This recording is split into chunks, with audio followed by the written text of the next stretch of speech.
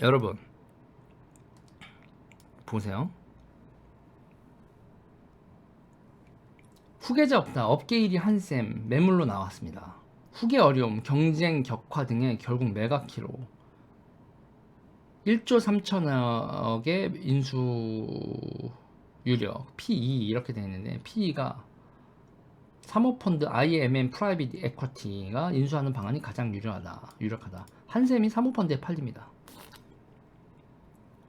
후계 어려움, 경쟁 격화 등의 결국 매각키로 1조 3천억의 사모펀드에 한샘이 넘어갑니다.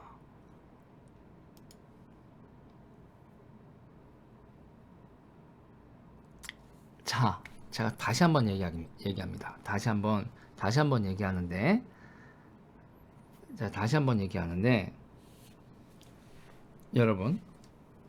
여러분 같으면 상속세를 오지게 내겠습니까? 아니면 기업을 팔아서 그 돈을 자식들한테 주고 자식들한테 이민 가라 시키겠습니까?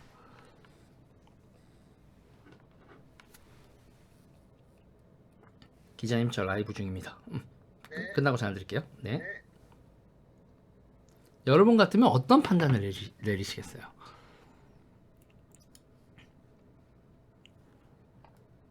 이건요, 지금 있잖아요. 지금 전 세계적으로 옛날엔 여러분 재산을 지키기 위해서 뭐를 지켜야 되는 거였어요? 나라를 지켰어야 돼요.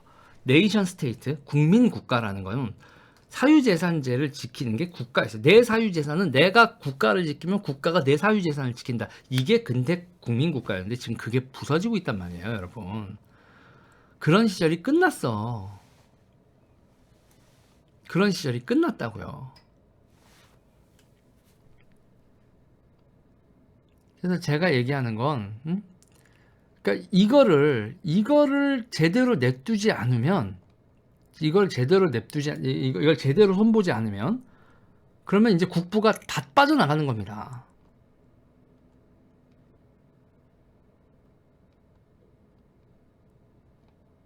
이게 여러분 어떤 느낌인지 지금 미국도 또 하나 심각한 게 하나 터진 건데,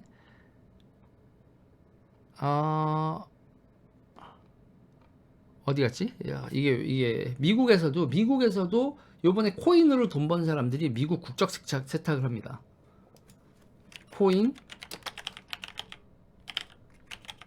코인으로 세금 내기 싫어가지고 미국 시민권을 버리고 국적 세탁을 하는 일이 미국에서도 요새 문제예요. 그리고 그걸 해주는 플랫폼 비즈니스까지 생겼습니다. 플랜 B 패스포드 설립자인 러시아계 미국 이민자 KT 엔나니나 이런 사람이 지금 회사를 차려서 세금 내기 싫어서 비트코인 부자들이 미국 시민권을 버리고 국적을 어디로 세탁을 하느냐. 세인트 키트 앤드 네비스 이렇게 돼 있는데 이렇게 조세피난처 시민권을 얻는데 13만 달러에서 18만 달러가 가능하다. 투자 기부 금액으로 10만 달러 이상을 내고 약간의 수수료와 법률 구매 이렇게 하면은 이 국가들을 여기 세인트 키트네비스, 도미니카 공화국, 그레나다, 세인트 루이스, 가바부다, 바누아투 이런 데로 조세피난처로 이동을 한다는 얘기죠. 자, 여러분 이게 2010년대 초에 조세피난처에 있는 버진 아일랜드에 있는 그 서버가 털렸어요. 국제 해커들에 의해서 그 버진 아일랜드에 있는 페이퍼 컴퍼니들이 털렸거든요. 그래서 거기서 이제 나와 있는 그때 명단이 쭉 나와 있는데 1위가 어디였냐면 1위가 러시아였어요. 러시아 부자들이 가장 많이 조세 피난으로 와 있었고 2위가 중국이었고 세 번째가 어디였는 줄 아세요? 세 번째가 대한민국이었어요. 세 번째가 여러분 대한민국이었어요. 대한민국. 네. 지금 그때 이제 심한 케이스로 보면요, 여러분. 심한 케이스로 그게 왜 그러냐면 그게 왜 가능하냐면 전 세계에서 여러분 우리나라는 국제 교육 국가란 말입니다.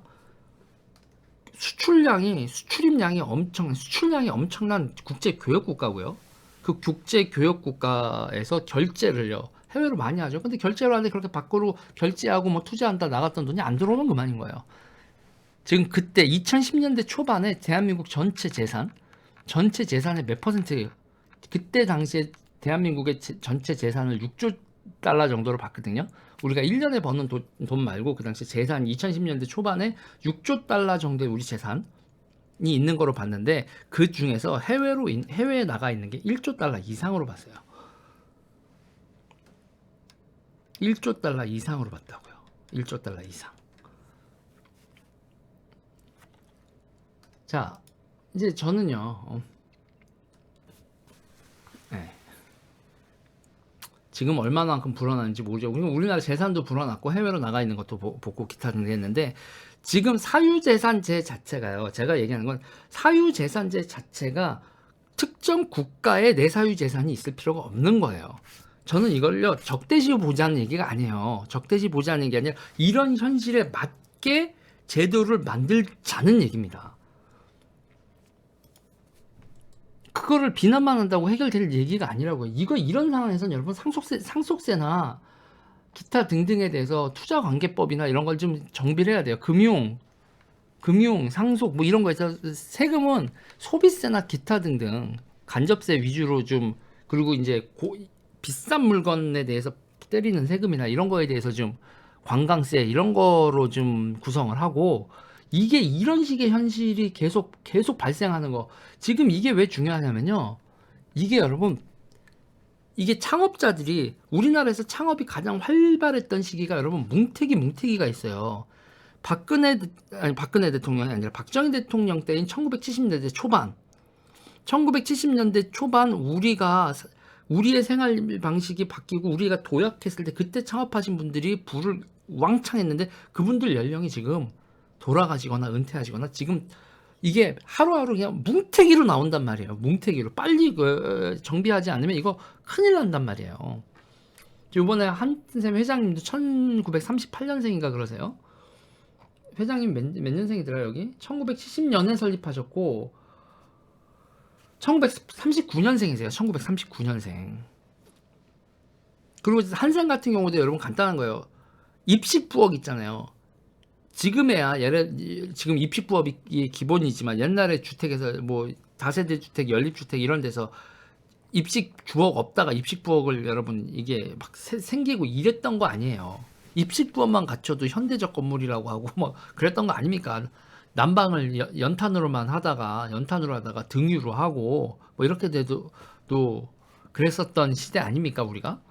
그랬을 때 이제 입식 생활을 하게 되면서 그러니까 싱크대로 이렇게 된 거죠. 싱크대하고 이렇게 한셈이 되는데, 이런 식의 이런 식의 시대 속에서 이렇게 부를 축적했었던 분들이 한 세대가 나고 난 다음에 기업을 이런 식으로 사모펀드에다 정리를 해가는 식으로 되고, 저 사모펀드가, 그리고 여기서 이게 여러분 무자본 M&A가 여러분 이게 더 골 때리는 거예요. 근데 무자본 M&A가 가능하게 있잖아요. 대표님들이 그걸 준비를 해줘요. 이게 여러분 얼마나 나라가 그지 같은 상황이냐면, 여러분 내가 회사 사장인데 회사에 돈이 있어. 그걸 내가 바꿔먹을 수 있어요? 내가 바꿔먹을 수 없죠. 내가 바꿔먹을 수 없단 말이에요. 그런데 이걸 바꿔먹는 방법이 무자본 M&A예요. 내가 회사에다가 돈을 잔뜩 한 다음에, 얘들아 사모펀드한테 내 지분, 여기 지금 현금 많은 거 보이지? 내 지분 사가. 그러면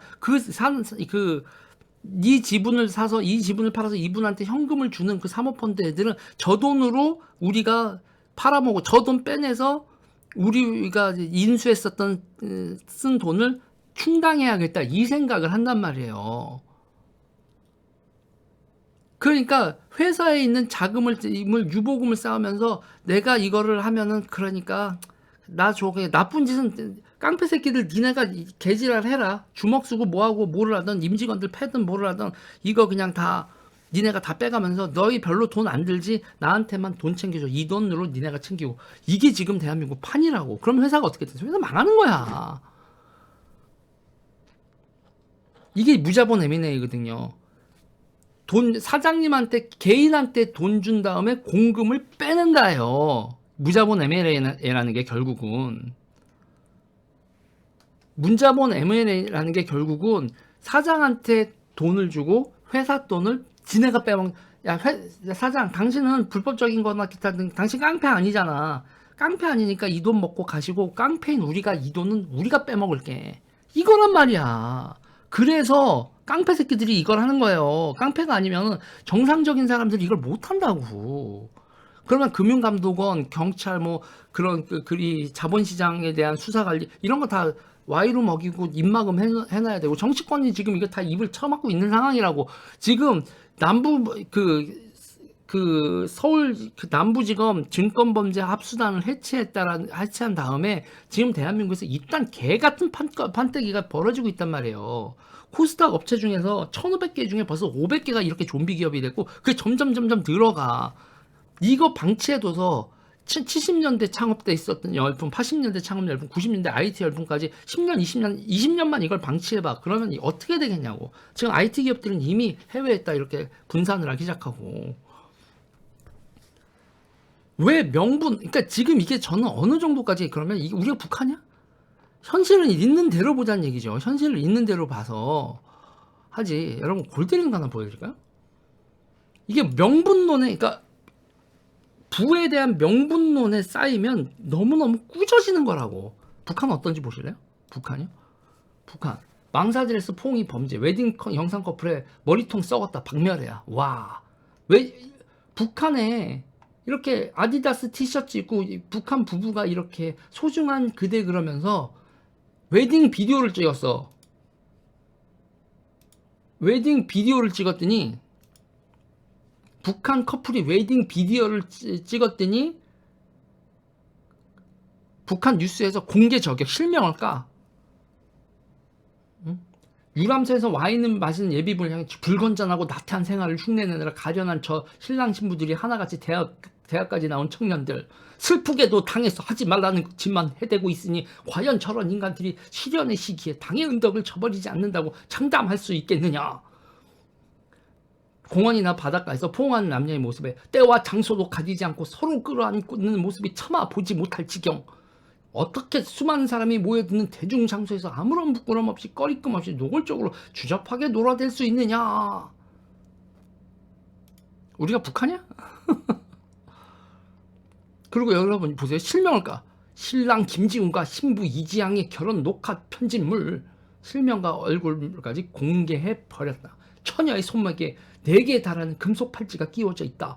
해외 동포 여성이거나 아시아계 외국인으로밖에 여겨지지 않는다. 미니스커트나 망사 웨딩드레스를 입은 사진에 대해서는 머리통이 썩을 대로 썩었다.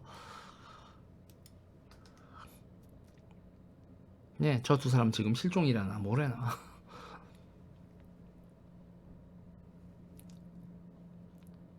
그러면서 그 다음 표현 보세요. 이 부부와 같은 젊은이들 무자비하게 짓뭉개 버릴 박멸 대상.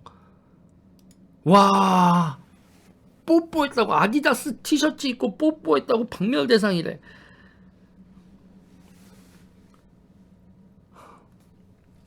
자, 여러분 지금 세상 돌아가는 거 직시해야 돼요. 이거요. 이거 민족국가와 사유재산제의 근본적인 해체가 벌어지고 있는 현상입니다. 민족국가와 사유재산제의 운영 방식이 완전히 국제화되고 있는 시대예요. 그거에 있잖아요. 우리가 명분론적으로 상속세 걷어야 돼, 뭐 걷어야 돼, 이런 식으로 접근을 하면 여러분, 이거 어떻게 막을 건데, 이렇게 되는 거. 그렇게 우리가 명분론으로 나서면 활기치는 건 누구라고요, 여러분? 깡패 새끼들만 활개를 친다고. 이게 지금 우리나라에서 지금 이 정부에서 벌어지고 있는 일의 이면적인 거에 대한민국의 핵심 알짜는요, 여러분. 핵심 알짜는 뭐냐면 기업이에요. 대한민국의 황금알을 낳던 거인 기업을 깡패 새끼들이, 그리고 뭐 어디서